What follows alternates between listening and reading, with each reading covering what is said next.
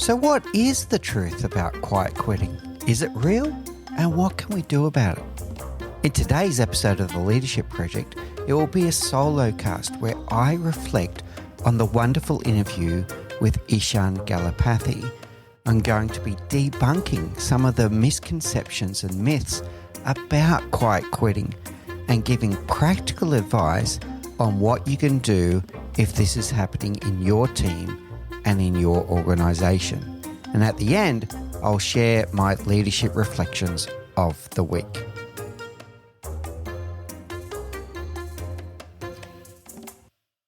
Hey everyone, and welcome back to The Leadership Project. I'm your host, Mick Spiers, and today I'm excited to dive into a topic that's been on my mind ever since our incredible conversation with Ishan Galapathy in episode 209. And I'm going to be sharing the truth about quiet quitting. We covered so much ground in that episode, and it really got me thinking about how we, as leaders, need to rethink our approach to disengagement in the workplace. So today, I want to reflect on some of the key takeaways and explore what we can do to turn this situation around. Let's start by addressing the biggest myth surrounding quiet quitting. It's not about how many hours someone is working. There were many people in the media, including some mainstream shows like The Project, that tried to debunk quiet quitting by referencing the fact that people were still working the same hours, or in some cases even more hours. But it was never about the number of hours that people work. It's about their engagement. It's about whether they're bringing their full energy and their full passion. Quiet quitting is fundamentally an engagement issue. It's about energy, passion, and effort that people bring to their work and how much they believe in what they're doing. Just reflect on this for yourself at the moment. Think about work that you do. You know that when you're passionate about what you're doing, you put in more effort. It's not about number of hours. You just pay more attention. You get almost absorbed in your work. You get into this flow state where you're really excited about what you're doing and you do your very best work. It's about engagement. It's not about hours worked. There's also another myth that people keep on thinking that we're blaming staff members when we talk about quiet quitting. It's never been about the staff members. It's a leadership issue. It's on the leaders to create the environment where people feel inspired, where they feel passionate, where they feel connected to the work that they're doing. It's the leader's responsibility to create the environment where people can do their very best work. And doing your very best work includes having purpose and meaning and getting inspired about what you're doing. Gallup's research on workplace engagement has been tracking this issue for years, and their findings are eye-opening. According to their most recent report, only 23% of employees globally are fully engaged in work. That's less than 1 in 4. Just think about that for a moment. 77% of people are either disengaged or actively disengaged. These are staggering numbers, and they tell us one thing very clearly. We need to take a good, hard look at how we're leading our teams.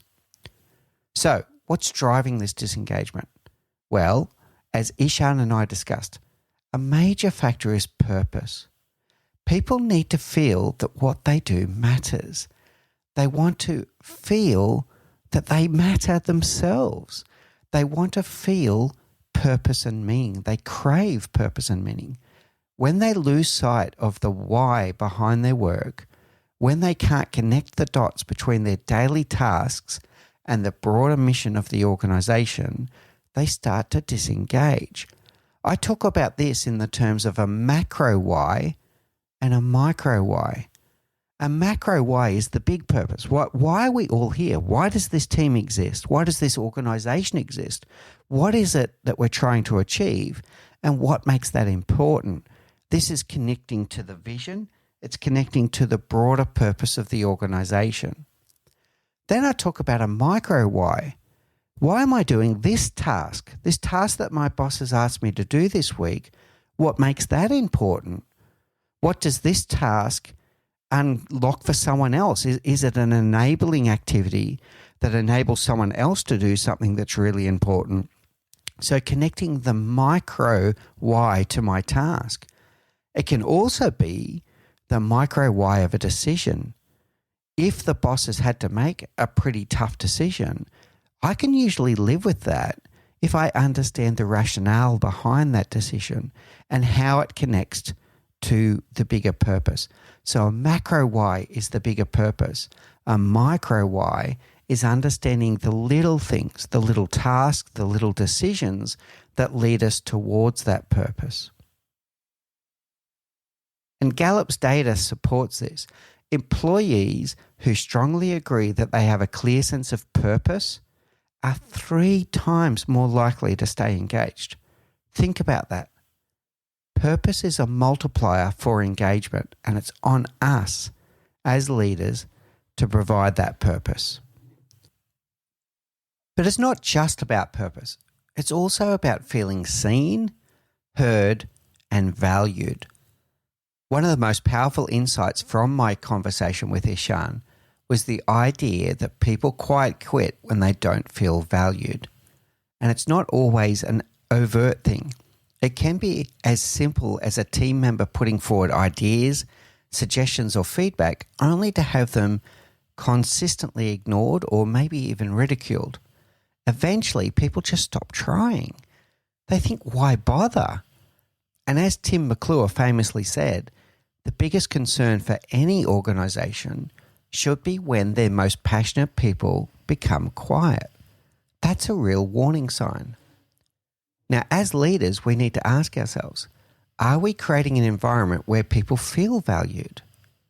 Are we listening to their ideas? Are we recognising their contributions? Because if the answer is no, we're driving people into disengagement without even realising it. Gallup's research shows that employees who feel their opinions count are nearly 5 times more likely to feel empowered to do their best work. 5 times. That's huge. And all it takes is to make sure that someone feels seen and heard, that we listen to them, that we recognise them. When people feel valued, they're more likely to bring energy, creativity, and passion to their work. So how do we fix this? How do we, as leaders, turn quiet quitters into change agents? That's the real question. And there's no simple answer. But one of the things Ishan and I discussed in the discussion was the importance of genuine engagement. It's not just about getting people to show up and do the work. It's about truly involving them in the process, giving them ownership, listening to their ideas, and making them feel like they're part of something bigger. This reminds me of a conversation we had in a previous episode with Jake Jacobs. I think that might have been in season 1. He made a brilliant point. A lot of people think that people don't like change, but it's not that people don't like change. What they don't like is being changed. People don't want change to be something that's done to them. They want to be part of the process. When we engage people in a genuine way, when we ask them for their input and involve them in the decision making, we're giving them a sense of ownership over that change. And that's when real engagement starts to happen. One of the sayings I use with my team, maybe a bit too often, but I say this all the time, you hold the pen. If you want to see something done differently in the organisation, grab hold of the pen and help us co-architect the future. Help us co-create the future. And then they feel part of it. They feel part of something bigger, and they bring their energy, they bring their ideas, they bring their creativity, and they start investing in how do we make the team and the organisation better. I think this is especially important when we're talking about turning disengaged employees into change agents. These are the people who have the potential to drive innovation and improvement within the organisation, but only if we give them the tools and the space to do so. If we ignore their ideas or dismiss their contributions, we're not just missing out on great ideas, we're actively pushing them away. We're pushing them into disengagement. I want to circle back to something Ishan said that really struck with me. The idea that people want to feel valued for their contributions. And it's not just about recognition, it's about creating a culture where people's ideas are taken seriously. We've all been in situations where we've put forward suggestions only to have them ignored or brushed aside. It's demoralizing, right? So my question to you, are you now doing that to other people? Imagine if you did that time and time again. Your ideas were consistently met with silence or even ridicule. It's no wonder people stop speaking up. And when that happens, organizations lose the very voices that could help them drive change. This brings me to another key point we've discussed before, specifically in our episode with Patrick Thean, where we talked about his rhythm systems. Patrick emphasized the importance of creating a consistent rhythm in the business, a cadence that allows people to align their work with the larger goals of the organization. When employees have clarity about where the business is going and understand how their work contributes to those goals, engagement naturally improves. It's about giving people a clear direction and empowering them to contribute in meaningful ways. As Patrick then put it, we then need to stay the course and not get distracted and keep changing course all the time. If we're implementing a change, we need to have a rhythm. And he talks about a quarterly rhythm. What are we going to do this quarter? What are the activities? What are the changes? What are the initiatives that we're going to implement this quarter? And then if another idea comes in halfway through the quarter, you put it in the parking lot and say, okay, that's a candidate for the next quarter, but we're going to finish what we already started. People get change weary very quickly if all you're doing is jumping from one idea to another idea. Patrick's concept is to make sure that we're focusing on only one, two, or maybe three things to change at any time. If we try to change 36 things at once, we're going to fail. But if we can focus on that one key one, like I said, could be two, could be three, but a small subset of things that we can effectively change in the organization, we set ourselves up for success. We follow the course. We finish the task before we go on to the next initiative. And this is what will help people engage to the change and stop being so change weary. So, how do we as leaders implement all of this in our own teams? First and foremost, we need to listen. Really listen. Not just by going through the motions of a feedback session, but genuinely listening to what people have to say. This is one of the most powerful ways to engage your team. When people feel heard, they feel valued. And when they feel valued, they're far more likely to be engaged and bring their best selves to work. But listening alone is not enough. We need to take action. When someone comes to you with an idea, a suggestion, or even a concern, don't just nod along, do something about it. Show them that their input matters by acting on it.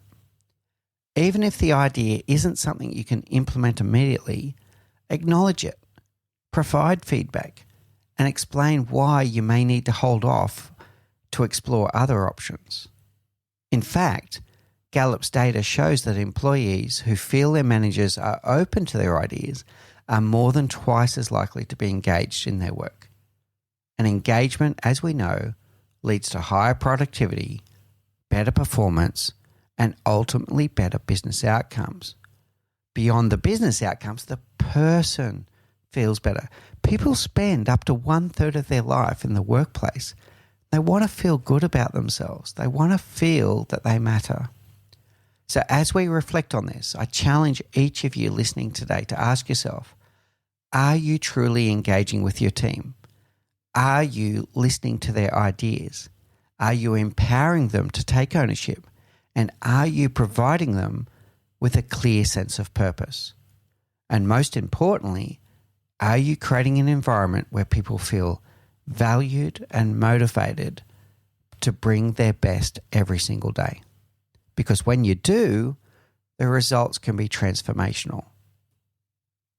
You'll not only prevent quiet quitting, you'll turn disengaged employees into passionate, motivated change agents who actively contribute to the success of your organization. Okay, so now on to my leadership reflections of the week. For anyone that's new to the show, I've been asking myself the same 5 questions every day for the past 11 years. What went well? What didn't go well? What would I do differently next time? What did I learn about myself? And what did I learn about others? So what went well this week? Well, I have been quite prolific. I've gotten through an amazing amount of work this week.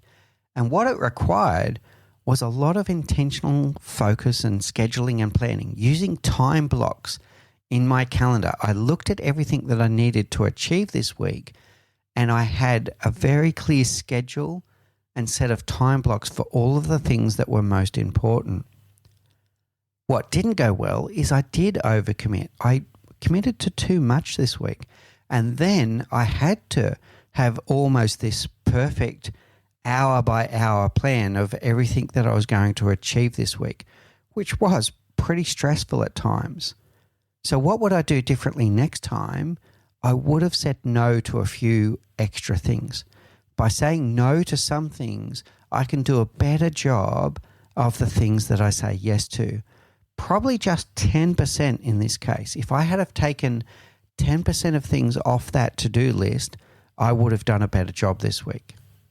So what did I learn about myself? Well, you know what? I actually don't enjoy saying no. I'm a bit of a people pleaser, which can become a bit of a problem. If I'm saying yes to everything, I'm actually going to let more people down because I'll do a bad job of all of those things that I'm saying yes to. So I do need to say no to a few more things. What did I learn about others?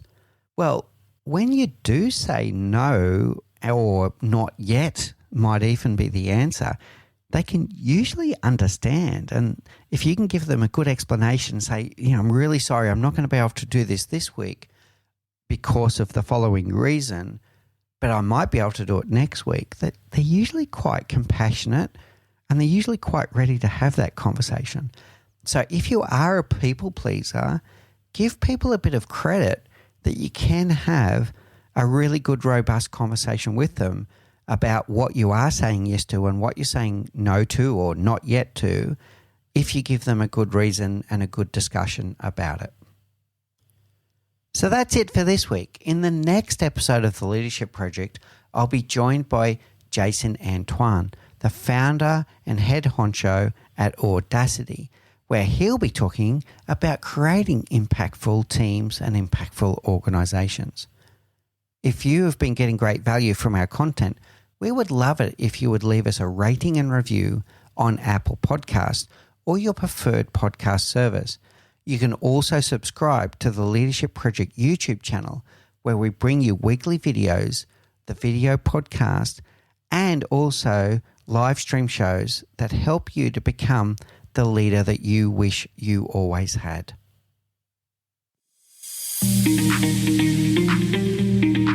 Thank you for listening to The Leadership Project at mickspiers.com. A huge call out to Faris Sadek for his video editing of all of our video content, and to all of the team at TLP. Joanne Goes On, Gerald Calabo, and my amazing wife, Say Spears. I could not do this show without you. Don't forget to subscribe to the Leadership Project YouTube channel, where we bring you interesting videos each and every week. And you can follow us on social, particularly on LinkedIn, Facebook, and Instagram. Now, in the meantime, please do take care, look out for each other, and join us on this journey as we learn together, and lead together.